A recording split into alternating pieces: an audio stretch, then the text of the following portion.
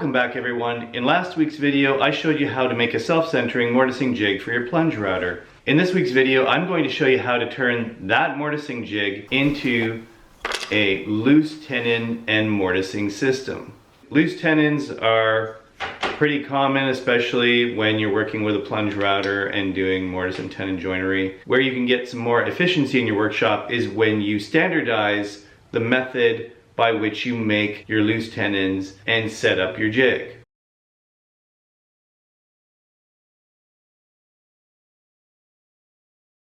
So if I've marked the center point on my wood where the mortise is going to be, I can always reference off the center. Then I'm also going to take an X-Acto knife and mark it at the bottom here. So I have something permanent to reference off of. So I'm just going to do a little notch.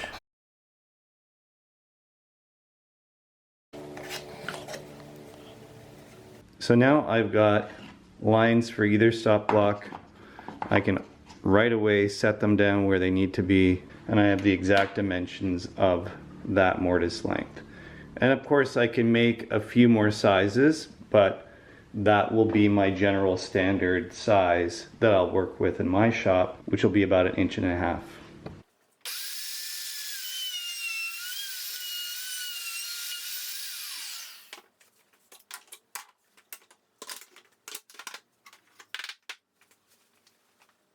On my test piece, I'm going to mark it with my set square again on each end so that I've got the lines there, and then I'm going to just double check. Now I said about 1.5 inches. That was approximate. I think where we netted out was 1.5 inches it looks like. It's okay that it's a little bit over. I've got this piece of scrap walnut. This is 1/4 inch thick. So I'm going to see if that fits. Yeah, that's a decent snug 1/4 inch fit that we've got here. So we'll use this scrap piece of wood to reference when I cut for thickness. I'm going to use this piece of scrap pine as my floating tenon. Before I make my cut, I've referenced the width, or rather the length of the mortise. So that's the waist. I'm going to cut that off. But before I do that, I want something to hold on to. So I'm going to cut it to thickness first. So it's okay if it overcuts a little bit, so a little higher than that line is fine. And I use my piece of walnut as a reference.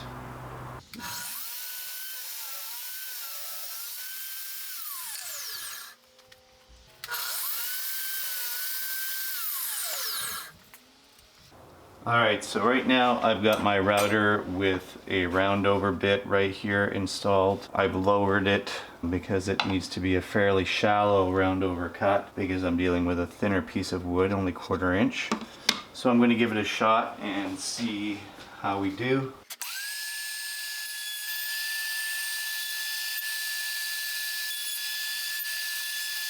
So the final step is to cut these to length.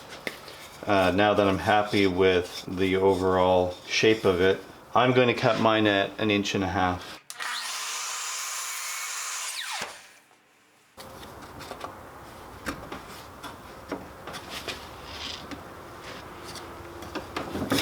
Just by hand, I've got a pretty decent fit. This fits in similar to a domino. I can just push it in with my thumb and it's in there.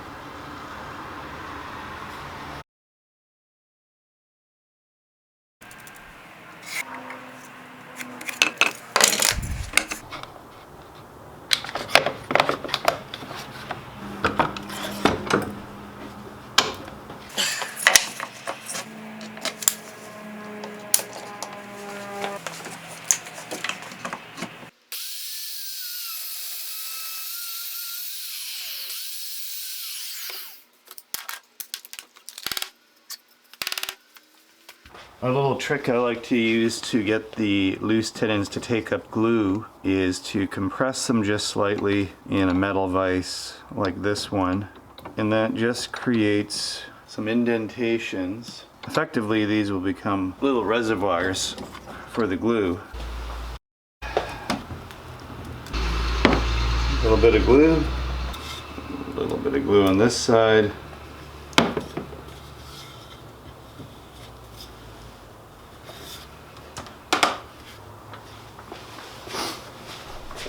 that joint worked out really well. I'm pretty happy with it. It's solid. Didn't take any glue at all, hardly, to join this together. And I could start to make chairs, tables, whatever I need using this loose tenon mortising system. If you want to make your loose tenons out of hardwood, you can totally do that. That will add extra strength to your joint.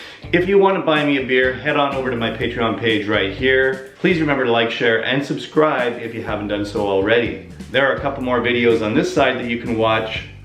Until next time, thanks for watching, and have a great day.